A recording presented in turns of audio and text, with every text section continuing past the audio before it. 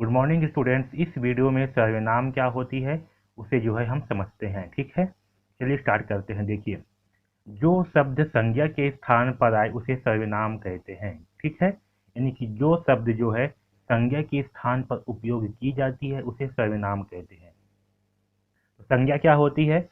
किसी व्यक्ति, वस्तु, स्थान या जगह, नदी, तालाब, पर्वत, पहाड़ के नामों को क्या बोलते हैं? संज्ञा कहते हैं। ठीक है, यानी कि किसी भी नाम को संज्ञा कहते हैं। तो जो शब्द इस नाम के जगह पर उपयोग की जाती है उसे क्या कहते हैं? उसे सर्वनाम कहते हैं। ठीक है, देखिए, जैसे कि सर्वनाम क्या है? मैं है, या आपके नाम के जगह पर उपयोग की जाती है हम या तुम, आप, हम लोग, वह, वे, सभी।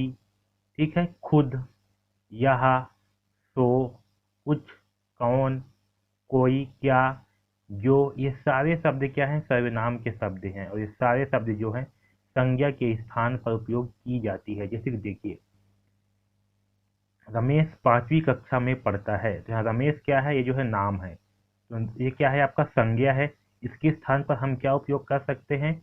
वह 5वीं कक्षा में पढ़ता है। ठीक है, तो ये वह क्या होगा? वह आपका सर्वनाम होगा, जो कि संज्ञा की जगह पे प्रयोग की जा रही है। ठीक है, इसमें देखिए, वह अच्छा लड़का है। यहाँ पर क्या का उपयोग किया गया है? वह का। तो वह क्या है? आपका सर्वनाम है, क्योंकि ये संज्ञा के स्थान पर प्रयोग की जा रही है। यहाँ देखिए, मैं और तुम, है ना, ये मैं की जगह पे अगर हम लोग नाम का उपयोग करते तो क्या होता? ये संज्ञा हो जाता। लेकिन यहाँ पास मैं का उपयोग कर रहे हैं, जो क्या है? सर्वनाम है। वैसे ही यहाँ पास तुम का उपयोग कर रहे हैं, तो क्या है? ये सर्वनाम है।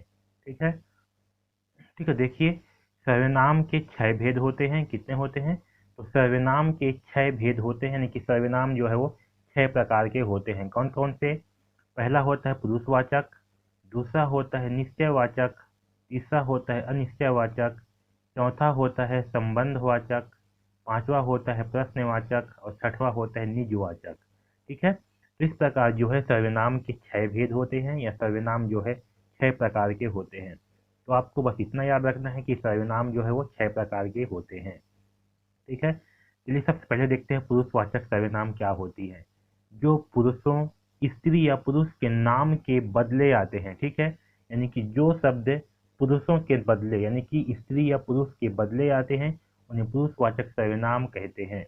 ये 3 प्रकार के होते हैं। पहला होता है उत्तम पुरुष।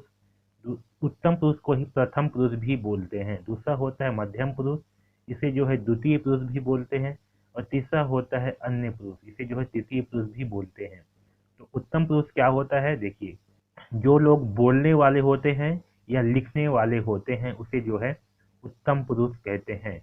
बोलने वाले में क्या? जैसे कि मैं बोल रहा हूँ। ठीक है, कौन बोल रहा है? मैं बोल रहा हूँ, यानी कि मैं। तो मैं क्या होगा? ये आपका उत्तम पुरुष होगा। ठीक है, मैं क्या होगा? उत्तम पुरुष होगा। जैसे कि हम बोलते हैं, कौन बोलते हैं? हम। ये हम क्या होगा? ये बोलने वाले लोग हैं हम।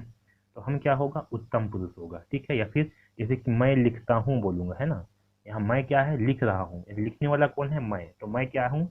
मैं आपका मैं उत्तम पुरुष होऊंगा। ठीक है, या प्रथम पुरुष होऊंगा। तो देखिए, इसके उदाहरण में क्या क्या है? जैसे कि मैं वर्ड, या हम, मैंने, हमने, मेरा, हमारा, मुझको या मुझे, इस टाइप के जो वर्ड होते हैं, इस टाइप के जो शब्द होते हैं, ये क्या होते हैं? आपके उत्तम पुरुष के होते हैं। ठीक है, अब देखिए मध्यम पुरुष क्या होता है। मध्यम पुरुष जो सुनने वाले होते हैं। जैसे कि अगर हम दो लोग हैं, ठीक है, उसमें मैं बोल रहा हूँ और दूसरा व्यक्ति सुन रहा है, जो सुनने वाला व्यक्ति होगा वो उत्तम पुरुष होगा। सॉरी, वो व्यक्ति वो मध्यम पुरुष होगा, या उसे हम द्वितीय पुरुष कहेंगे। जैसे कि उसको हम क्या बोलेंगे? तू, या तुम, आप, तुमने, तुझे, तूने। ठीक है, तुमको, आपने, आपको, ये सारे शब्द क्या हैं? आपके मध्यम पुरुष के शब्द हैं, जो सुनने वाले होते हैं। जैसे कि आप बोल रहे हो, आपके साथ में कोई एक आपका दोस्त है, तो आपका दोस्त क्या होगा? वो मध्यम पुरुष होगा, वो सुनने वाला होगा। ठीक है, तो ये होता है मध्यम पुरुष। मध्यम पुरुष में क्या क्या आएंगे? तू, तुम, तुमने, तुझे, तूने, तुम्हें, तुमको, आपने, आपको। ये सारे शब्द किसके हैं? तो ये सारे शब्द मध्यम पुरुष के हैं, मध्यम पुरुष के होते हैं। ठीक है, अब देखिए अन्य पुरुष। अब ध्यान दीजिए, प्रथम पुरुष क्या है या उत्तम पुरुष? जो बोलने वाला है, जैसे कि मैं बोल रहा हूँ, ये क्या होगा? प्रथम पुरुष। और जो सुनने वाला है, अगर कोई मेरा दोस्त है जो सुन रहा है, वो क्या होगा? वो होगा मध्यम पुरुष।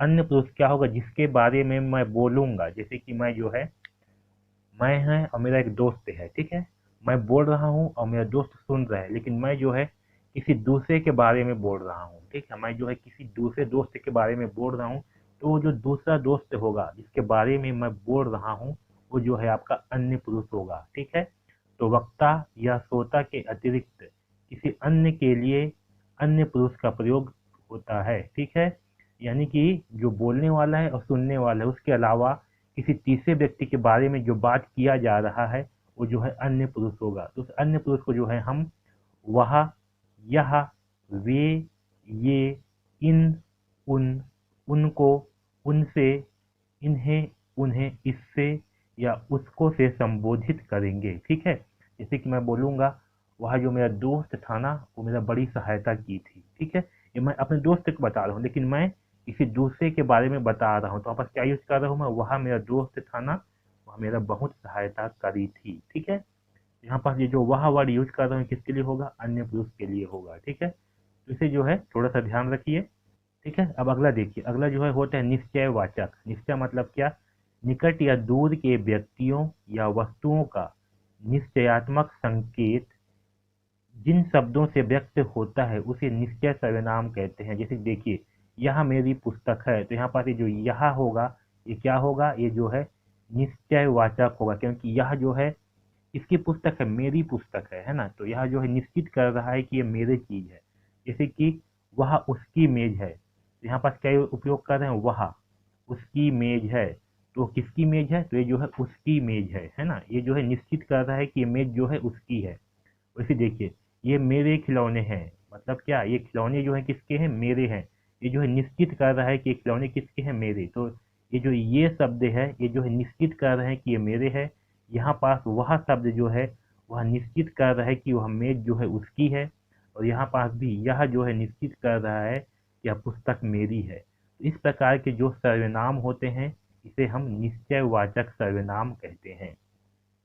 ठीक है, देखिए अनिश्चयवाचक सर्वनाम क्या होती है? तो जिन सर्वनामों से किसी निश्चित वस्तु, ठीक है, का बोध नहीं होता, जिसमें निश्चित वस्तु का बोध होता है वो आपका निश्चयवाचक, और जिसमें निश्चित वस्तु का बोध नहीं होता उसे अनिश्चयवाचक कहते हैं। जैसे कि देखिए, कोई आ गया तो क्या करेंगे?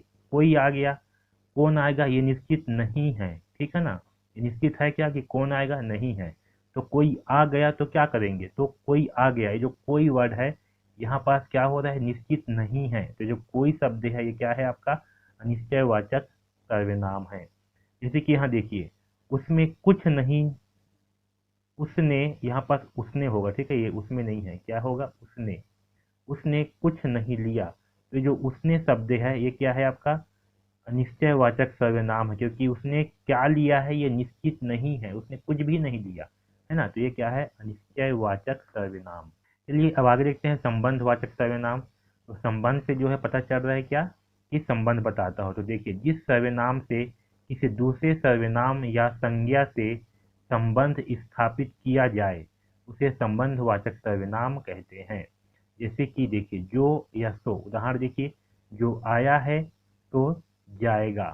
ठीक है, जो आया है तो जाएगा, तो यहाँ पास क्या हो रहा है? जो है संबंध बता रहा है कि जो आया है वो क्या करेगा? वो जाएगा भी। ठीक है, तो ये जो सो है, जो और सो, ये क्या है? संबंध बता रहा है। ये क्या है? आपका संबंधवाचक सर्वनाम है।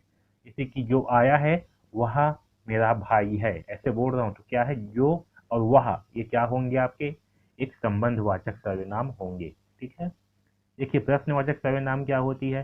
प्रश्न करने के लिए प्रयुक्त होने वाले सर्वनाम को प्रश्नवाचक सर्वनाम कहते हैं। यानी कि जिस सर्वनाम का उपयोग करके प्रश्न पूछा जाए, उसे जो है प्रश्नवाचक सर्वनाम कहते हैं। जैसे कि कौन है, ठीक है, तो कौन आया, यहाँ पर क्या कर रहे हैं? प्रश्न पूछ रहे हैं कि कौन आया है। ठीक है, कौन आया है बोलिए, क्या कर रहे हैं? प्रश्न पूछ रहे हैं, तो ये कौन क्या है? आपका प्रश्नवाचक सर्वनाम होगा कौन। वैसी, वह क्या कर वह क्या कह रहा था। ठीक है, यानी कि पूछ रहे हैं प्रश्न कि वो जो है क्या कह रहा था। यहाँ भी क्या कर रहे हैं, प्रश्न पूछ रहे हैं। यहाँ पर क्या क्या होगा, ये क्या जो है आपका प्रश्नवाचक सर्वनाम है। ठीक है, तो वह सर्वनाम जिससे प्रश्न पूछा जाता है उसे जो है प्रश्नवाचक सर्वनाम कहते हैं। अब देखिए निजवाचक सर्वनाम क्या होती है। जो सर्वनाम तीनों पुरुष, आपका उत्तम पुरुष, मध्यम पुरुष या अन्य पुरुष में निजत्व का भाव, निजत्व का बोध कराए उसे निजवाचक सर्वनाम कहते हैं। यानी कि जो है अपने आप का बोध कराए उसे जो है निजवाचक सर्वनाम कहते हैं। जैसे कि देखिए, यह कार्य मैं आप कर लूंगा, है ना, यह कार्य मैं आप कर लूंगा। यहाँ पास ये जो मैं और आप है, ये क्या है आपका, ये जो है निज का, ये जो है अपने आप का बोध करा रहा है। जैसे कि यहाँ देखिए, तुम अपने आप खा लेना, यहाँ पास ये जो अपने आप शब्द है ये क्या है, ये जो है निज का बोध करा रहा है, खुद का ही बोध करा रहा है कि तुम जो है अपने आप खा लेना, है ना। वह स्वयं गाड़ी चलाती है, स्वयं मतलब क्या, खुद का ही बोध हो रहा है कि वह जो है खुद ही गाड़ी चला लेती है। इस वाक्य में क्या है, आप, अपने, ठीक है, स्वयं, ये सब क्या है, ये सब जो है आपके निजवाचक सर्वनाम है। ठीक है, तो आपको बस इतना याद रखना है कि जो शब्द संज्ञा के स्थान पर आता है उसे जो है हम सर्वनाम कहते हैं। और सर्वनाम के जो है 6 भेद होते हैं। आपसे प्रश्न पूछा जा सकता है कि सर्वनाम के कितने भेद होते हैं, तो याद रखना सर्वनाम के 6 भेद होते हैं। ठीक है, या आपसे कुछ कुछ प्रश्न और भी पूछा जा सकता है, जैसे कि जो शब्द संज्ञा के स्थान पर आए उसे खाली स्थान कहते हैं। तो याद रखना, जो शब्द संज्ञा के स्थान पर या संज्ञा के बदले उपयोग की जाती है उसे सर्वनाम कहते हैं। ठीक है, तो इन सारी चीज़ों को जो है याद रखना। इस वीडियो को बार बार देखिए और समझिए कि सर्वनाम क्या होती है। ठीक है, इसका जो है प्रॉपर नोट्स बनाइए। ठीक है, इसे जो है कॉपी में लिखिए। ओके, तो इस वीडियो में बस इतना ही। धन्यवाद।